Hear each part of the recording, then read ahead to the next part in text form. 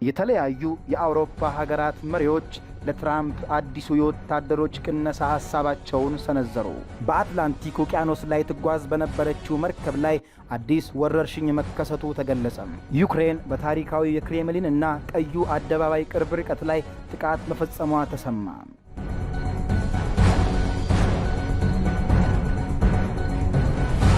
ሰላም ጤና ይስጥልን የቻናላችን ተከታታዮች፣ ይህ ቮይስ ኦፍ ኢትዮጵያ ነው። የሰዓቱን የውጭ አጫጭር ዜናዎች ከዚህ ሰዓት ጀምሮ ወደ እናንተ የምናደርስ ይሆናል። ለቻናላችን አዲስ የሆናችሁ ሰብስክራይብ በማድረግ ቤተሰብ እንድትሆኑ እንጋብዛለን።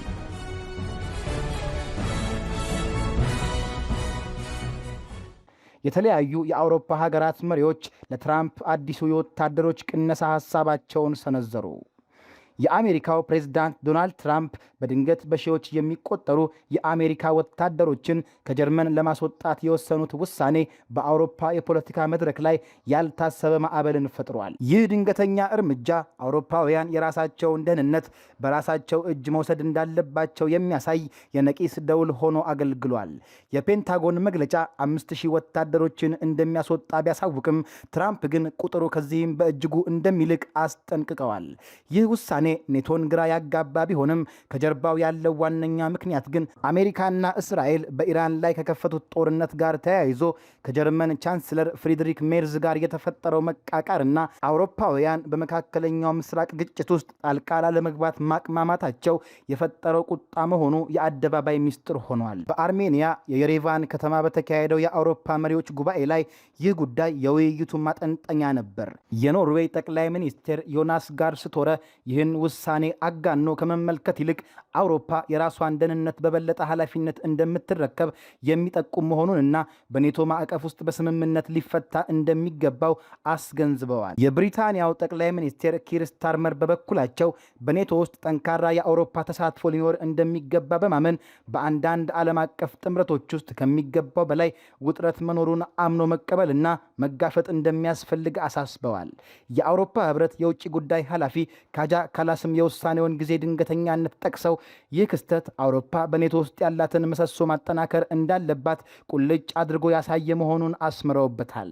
አሜሪካ በኢራን ጋር በነበራት የሰላም ድርድር ተዋርዳለች ያሉት የጀርመኑ ቻንስለር ሜርዝን ትራምፕ ለመቅጣት አስበው እንደሆነ የተጠየቁት ካላስ የትራምፕን አእምሮ ማንበብ እንደማይችሉና ራሳቸው ሊያብራሩት እንደሚገባ በመግለጽ ዲፕሎማሲያዊ ምላሽ ሰጥተዋል። ቻንስለር ሜርዝ የካናዳው ጠቅላይ ሚኒስትር ማርክ ካርኒን ጨምሮ 30 የሚጠጉ የአውሮፓ መሪዎች በተገኙበት በዚህ ጉባኤ ላይ ባይገኙም ቃል አቀባያቸው ስቴፋን ኮርኔሊየስ ግን አሜሪካ አሁንም ፍጹም ታማኝ ወታደራዊ አጋር መሆኗን ገልጸዋል። የሁለቱ ሀገራት አትላንቲክ ተሻጋሪ ግንኙነት አሁንም ጠንካራ መሆኑን ቢገልጹም የጦር ሰራዊቱ ቅነሳ ከ5000 በላይ ይሆናል ስለተባለው ጉዳይ ግን ምላሹን ለአሜሪካ መንግስት ትተውታል።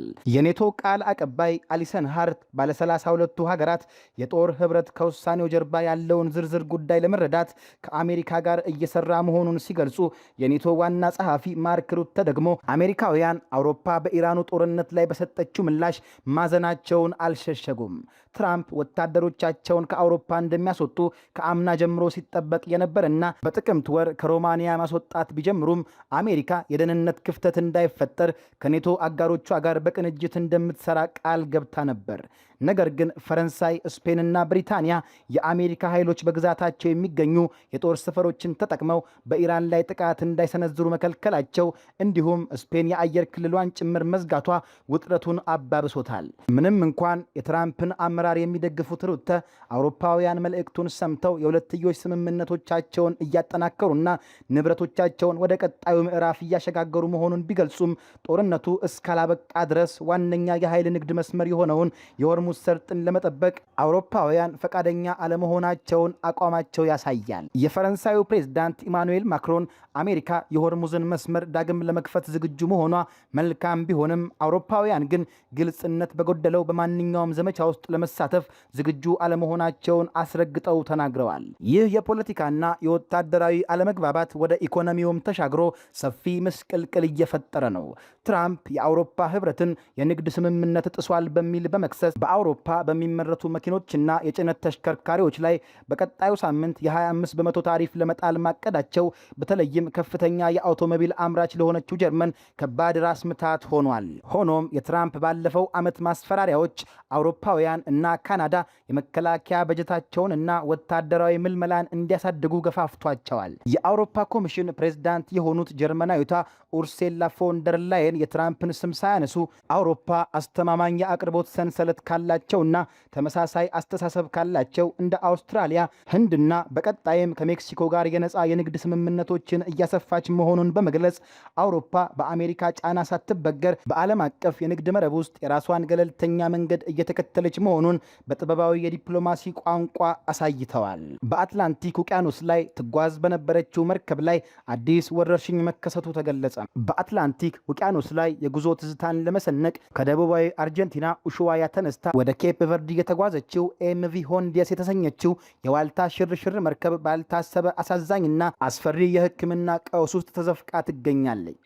ይህች 107.6 ሜትር ርዝመት ያላትና በውስጧ 80 ክፍሎች 170 መንገደኞችን የመያዝ አቅም 57 የመርከብ አባላትን 13 አስጎብኚዎችን እንዲሁም አንድ ሐኪም የያዘችው መርከብ በአሁኑ ሰዓት በኬፕ ቨርዲዋ መዲና ፕራያ ዳርቻ መልህቋን ጥላ ትገኛለች። በኦሽን ዋይድ ኤክስፔዲሽን አዘጋጅነት የሚመራው ይህ ጉዞ ከ3 ሳምንታት በፊት ሲጀመር መርከቧ ይህን ያህል የሞት ጥላ ያጠላባታል ብሎ የገመተ አልነበረም። ነገር ግን የዓለም ጤና ድርጅት መርከቧ ላይ አንድ የተረጋገጠና 5 አጠራጣሪ የሃንታ ቫይረስ ተጠቂዎች መኖራቸውን ይፋ ማድረጉን ተከትሎ ሁኔታው በእጅጉ ተቀይሯል። የደቡብ አፍሪካ ጤና ጥበቃ ሚኒስቴር ቃል አቀባይ ፎስተር ሞሃሌ እንደገለጹት ከተለያዩ ሀገራት የመጡ ወደ 150 የሚጠጉ ቱሪስቶች በመርከቧ ላይ የነበሩ ሲሆን ከነዚህም ውስጥ የ3 ኔዘርላንዳውያን መንገደኞች ሕይወት አልፏል። በዚህ አሳዛኝ ክስተት የ70 ዓመት ኔዘርላንዳዊ አዛውንት በድንገት ትኩሳት፣ ራስ ምታት፣ የሆድ ህመምና ተቅማጥ አጋጥሟቸው በደቡባዊ አትላንቲክ በምትገኘው የብሪታንያ ግዛት ሴንት ሄለና ደሴት ላይ እንደደረሱ ሕይወታቸው ሲያልፍ አብረዋቸው የነበሩ የ69 ዓመት ባለቤታቸውም በተመሳሳይ ታመው ለሕክምና ወደ ደቡብ አፍሪካ ጆሃንስበርግ ከተወሰዱ በኋላ እዛው ሆስፒታል ውስጥ አርፈዋል። የሶስተኛው ኔዘርላንዳዊ ሟች አስክሬንና ከእርሳቸው ጋር የነበረውን አንድ የቅርብ ሰው ወደ ሀገራቸው ለመመለስ ጥረት እየተደረገ ሲሆን የአካባቢው ባለስልጣናት እንዳረጋገጡት ቫይረሱ የተገኘባቸው ሌላ የ69 ዓመት የብሪታንያ ዜጋ ደግሞ በጆሃንስበርግ ጽኑ ሕክምና ክፍል ውስጥ ይገኛሉ። ይህን ተከትሎም የብሪታንያ የውጭ ጉዳይ መስሪያ ቤት ሁኔታውን በቅርበት እየተከታተለ መሆኑንና ዜጎቹን ለመደገፍ ዝግጁ መሆኑን አስታውቋል። በመርከቧ ላይ ያለው ቀውስ ግን በዚህ ብቻ አላበቃም። የጉብኝቱ አዘጋጅ ኩባንያ ከባድ የሕክምና ሁኔታ እያስተናገደ መሆኑን አምኖ 2 የመርከብ ሰራተኞች አስቸኳይ ሕክምና ቢያስፈልጋቸውም የኬፕ ቨርዲ ባለስልጣናት ከመሬት ወርደው ሕክምና እንዲያገኙ እስካሁን ፈቃድ አለመስጠታቸውን አስታውቋል። ኩባንያው መንገደኞችን ለማውረድና የሕክምና ምርመራ ለማድረግ ከአካባቢው የጤና ባለስልጣናት ጋር በቅርበት እየሰራ መሆኑን ገልጿል። ይህ አብዛኛውን ጊዜ ከአይጦች ሽንት፣ ምራቅ ወይም አይነ ምድር ወደ ሰው የሚተላለፈውና እጅግ አልፎ አልፎ ብቻ ከሰው ወደ ሰው ሊተላለፍ የሚችለው ሃንታ ቫይረስ እጅግ አደገኛ የሆነ የመተንፈሻ አካላት በሽታን ያስከትላል። ስያሜውም በዓለም አቀፍ ደረጃ አዲስ አይደለም። ባለፈው ዓመት መጋቢት 2025 የኦስካር አሸናፊ ተዋናይ ጂን ሃክማን ባለቤት ሕይወት ያለፈው ከዚህ ቫይረስ ጋር በተያያዘ የመተንፈሻ አካላት ህመም መሆኑ አይዘነጋም። አሁን ላይ የብዙዎችን ልብ የሰቀለው ጉዳይ የቫይረሱ ባህሪ ሲሆን የማይክሮባዮሎጂ ባለሙያዋ ሱዚ ዋይልስ እንደሚያብራሩት በሽታው ወደ ሰውነት ከገባበት ጊዜ አንስቶ ምልክት እስኪያሳይ ድረስ ወይም የማብቂያ ጊዜው ከ1 እስከ 8 ሳምንታት ሊወስድ ይችላል። ይህ መሆኑ ደግሞ በቀጣዮቹ ቀናትና ሳምንታት ተጨማሪ በበሽታው የሚያዙ ሌሎች ሰዎች ይኖሩ ይሆን የሚለውን አሳሳቢ ጥያቄ በማንሳት መርከቧን በውቅያኖስ ላይ በተንሳፋፊ የፍርሃትና የስጋት ድባብ ውስጥ እንድትዋጥ አድርጓታል። ዩክሬን በታሪካዊ የክሬምሊንና ቀዩ አደባባይ ቅርብ ርቀት ላይ ጥቃት መፈጸሟ ተሰማ። የሶቪየት ህብረት በናዚ ጀርመን ላይ የተቀናጀችውን ታሪካዊ ድል የምታከብርበት የድል በዓል ዝግጅት ዋዜማ ላይ የሩሲያዋ መዲና ሞስኮ ሰማይ በዩክሬን ድሮኖች ያልተጠበቀ ድንጋጤ ውስጥ ወድቋል። የተሰነዘረው ይህ ጥቃት ታላቁ ወታደራዊ ትዕይንት ከሚካሄድበት ክሬምሊንና ቀይ አደባባይ ከ10 ኪሎ ሜትር ባነሰ ርቀት ላይ በሚገኝ የደቡብ ምዕራብ ሞስኮ የቅንጦት ሰማይ ጠቀስ የመኖሪያ ህንፃ ላይ ያረፈ ነበር።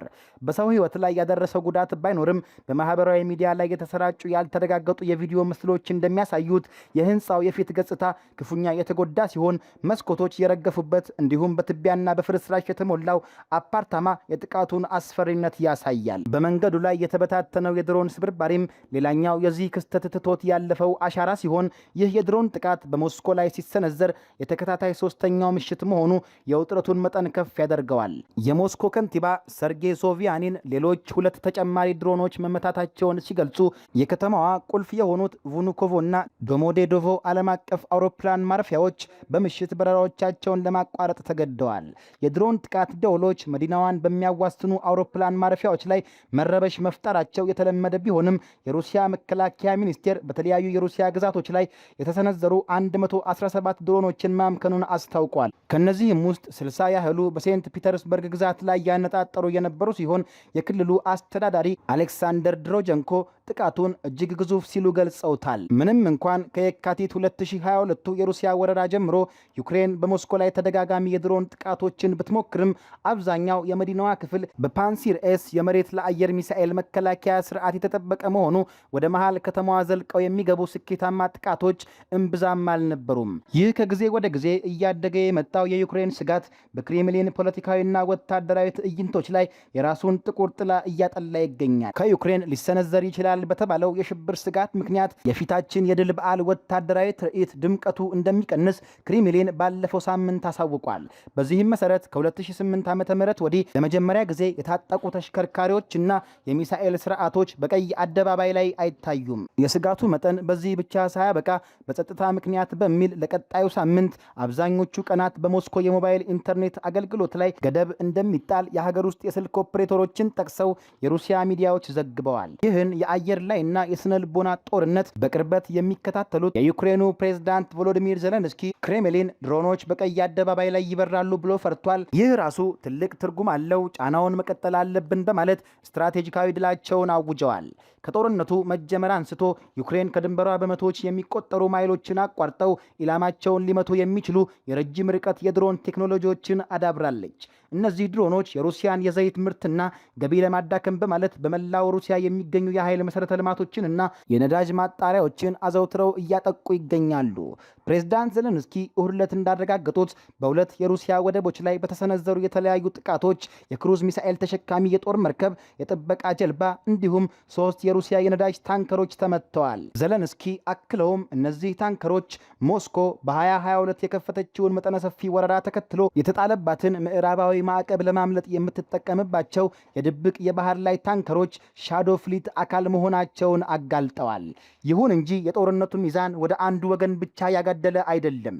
ዩክሬን በድሮን ቴክኖሎጂዋ የሩሲያን ኢኮኖሚና የስነ ልቦና ምሽግን እየሰበረች ቢሆንም ሩሲያ በበኩሏ ዩክሬን ከተሞች ላይ የምታደርገውን እጅግ ገዳይ የሆነ የአየር ላይ ጥቃት በየዕለቱ አጠናክራ ቀጥላለች። ሞስኮ የደረሰባት የድሮን ጥቃት ህንፃዎችን በመዋጨርና መስታወቶችን በማርገፍ ብቻ ሲያበቃ የዩክሬን ባለስልጣናት ሰኞ ዕለት ባወጡት መግለጫ ከሩሲያ ድንበር አቅራቢያ በምትገኘው ካርኒቭ በተሰነዘረ የሩሲያ የሚሳኤል ጥቃት የ4 ሰዎች ህይወት ሲያልፍ ሌሎች 18 ንጹሐን ዜጎች ደግሞ ክፉኛ ቆስለዋል።